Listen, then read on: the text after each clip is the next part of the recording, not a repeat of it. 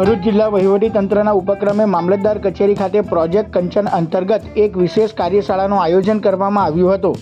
મામલતદાર ગ્રામ્ય માધવી મિસ્ત્રીના માર્ગદર્શન હેઠળ યોજાયેલા આ કાર્યક્રમમાં ઘરેલું ભીના કચરામાંથી જૈવિક ખાતર કમ્પોસ્ટ બનાવવાની પદ્ધતિ અંગે વિસ્તૃત સમજ અપાઈ હતી।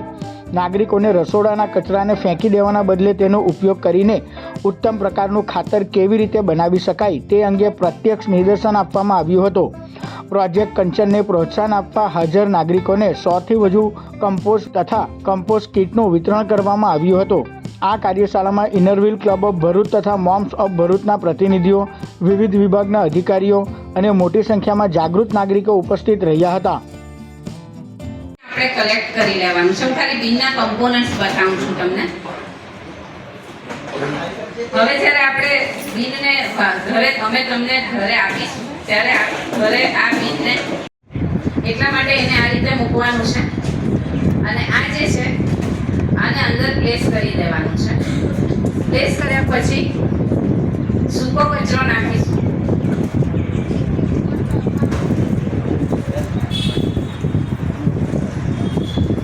આ કચરો એટલા માટે છે કે આવી ઉબડ ખાબડ સરફેસ હશે